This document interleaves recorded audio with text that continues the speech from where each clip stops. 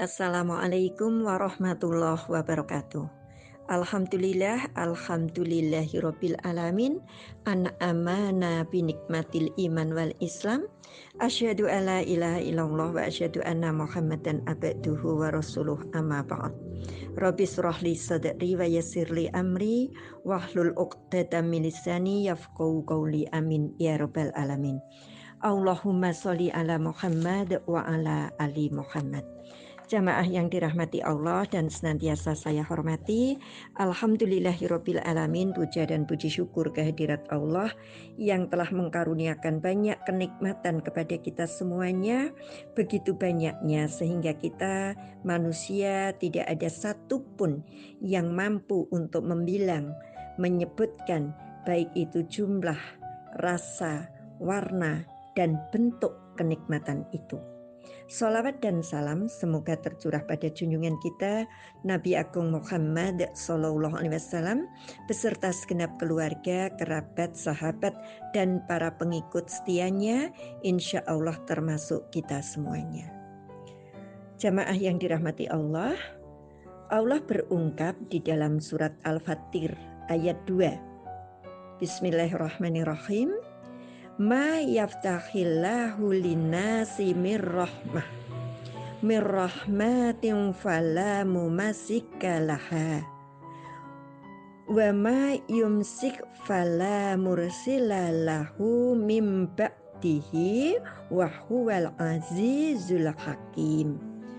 Apa saja yang Allah anugerahkan kepada manusia berupa rahmat, maka tidak ada seorang pun yang dapat menahannya.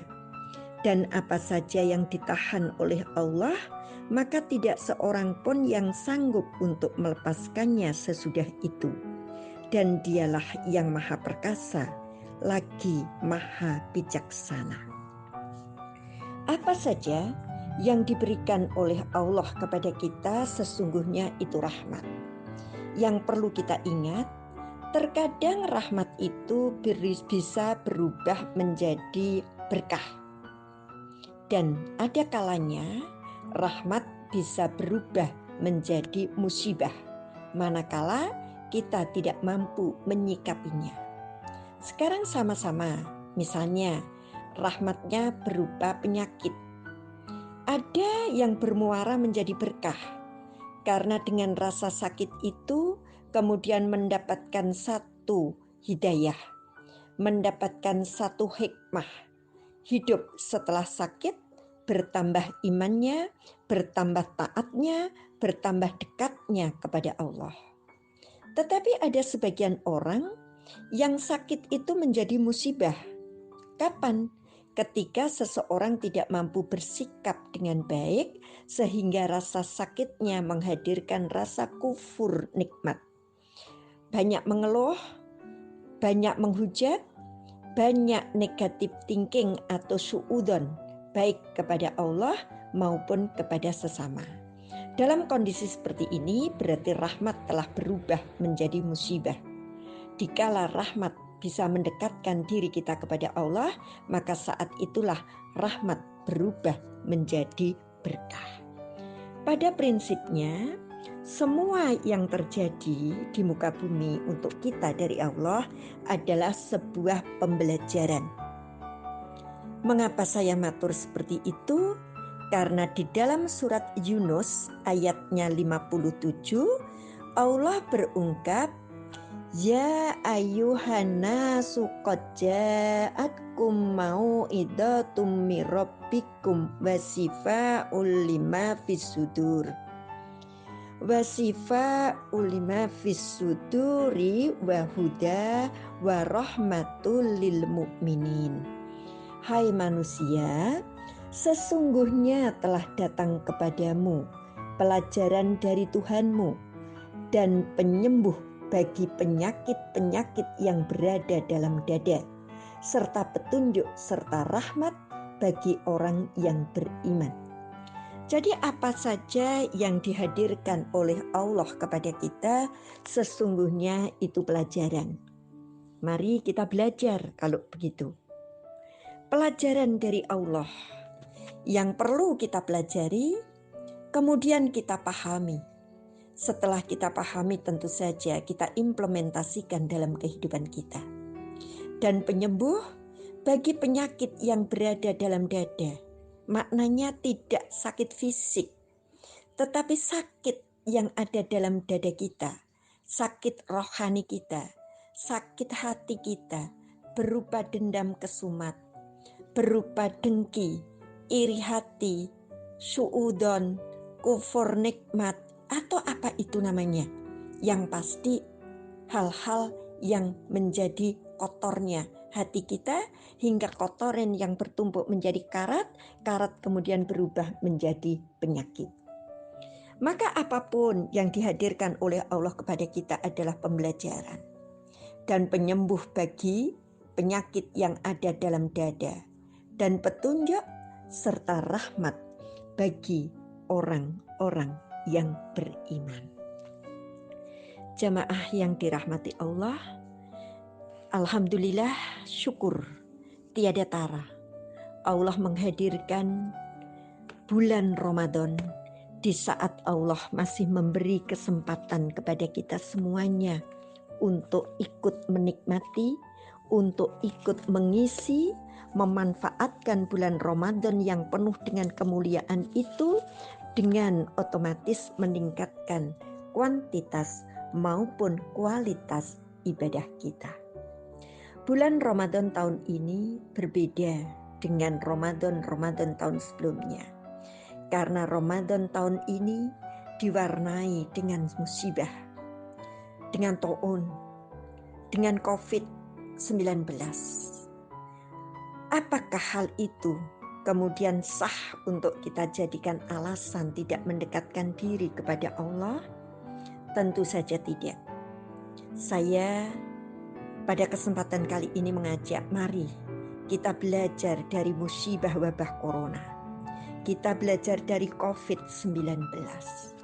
Di dalam surat Ad-Dukhan ayatnya 38, Allah berungkap, wa ma khalaqna las-samawati wal arda wa ma bainahuma la'ibin. Dan tidaklah kami bermain-main menciptakan langit dan bumi dan apa yang ada di antara keduanya. Apa yang ada di antara keduanya? Wabah kita, diri kita, semua yang ada di bumi, di langit, dan ada di antara langit dan bumi. Allah menciptakan tidak main-main. Mari kita kuak satu saja dari satu sisi. Ramadan tahun-tahun lalu, hari ini, dan telah kita lalui beberapa hari, kita disarankan untuk banyak di rumah, untuk tidak keluar kecuali hal-hal yang penting. Jalan-jalan tentu saja tidaklah termasuk sesuatu yang penting.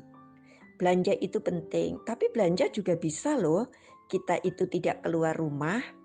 Kadang-kadang ini ada beberapa persepsi yang katanya belanja itu urgent, jadi kita harus keluar, kita harus ke pasar, kita harus ke warung. Giliran mungkin hanya pergi beberapa meter yang itu untuk kepentingan sosial, untuk kepentingan ibadah, kemudian kita kalahkan. Monggo, hidup itu pilihan, kita memilih, kita sesuaikan dengan kemampuan kita dalam menentukan sikap kita. Nah, jamaah yang saya hormati, Allah tidak main-main dalam menciptakan. Artinya Allah pasti punya maksud. Coba kita lihat.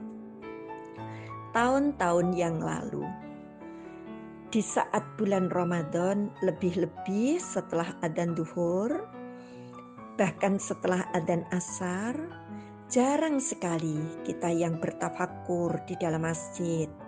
Kita takdim di dalam masjid, di dalam rumah.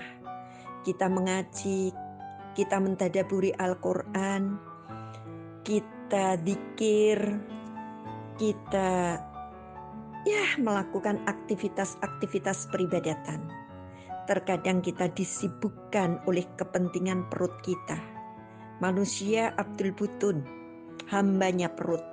Yang kita ingat-ingat, yang kita angan-angan dari siang adalah saya nanti buka dengan apa, Saya makan dengan apa? Selesai sholat duhur, selesai sholat asar, kita disibukkan untuk mempersiapkan makanan-makanan menu buka puasa.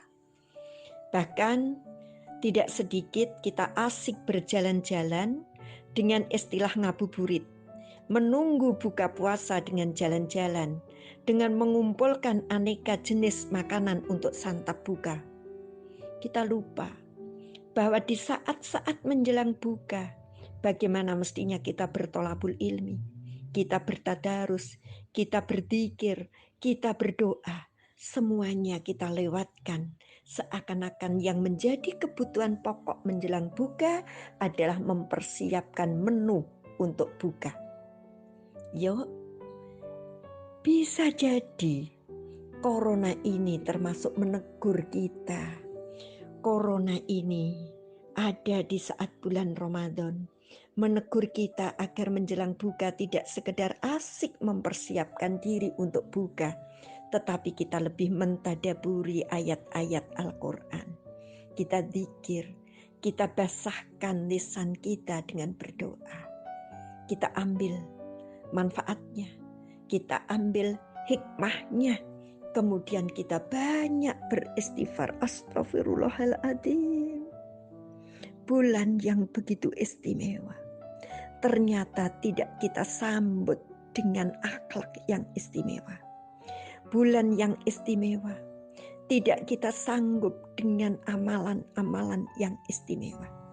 Ini saatnya kita kembali menyambut bulan Ramadan dengan amalan-amalan yang istimewa. Sehingga Ramadan selama 30 hari tidak akan kembali pergi dengan kecewa karena kita tidak sesuai dengan menunggunya, tapi menyambutnya kita hanya ala kadarnya.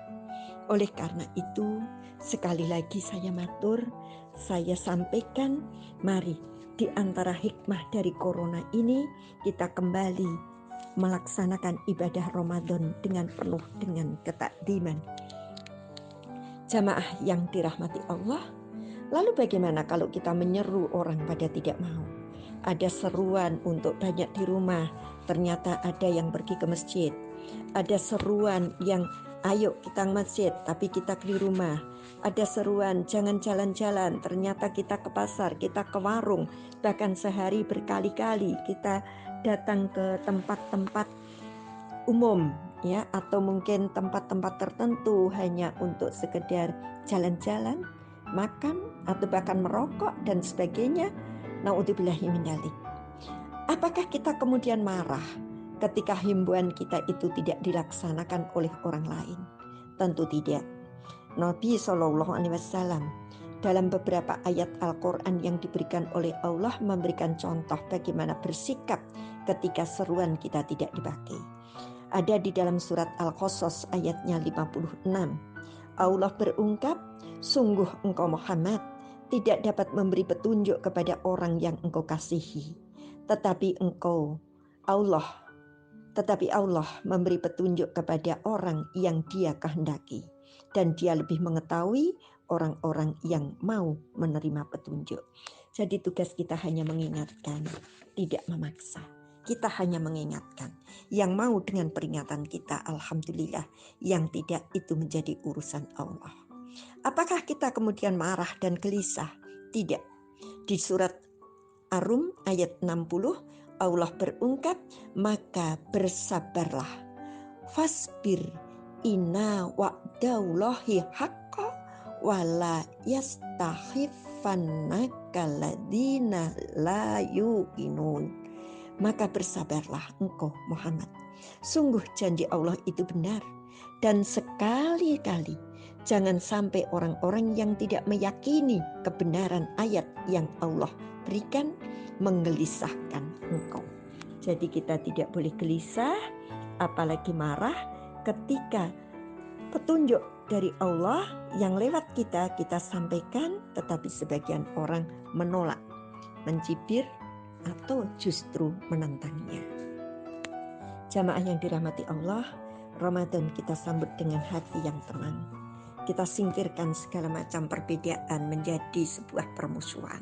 Mari kita tenggang rasa, mari kita saling menghargai terhadap pilihan kita masing-masing.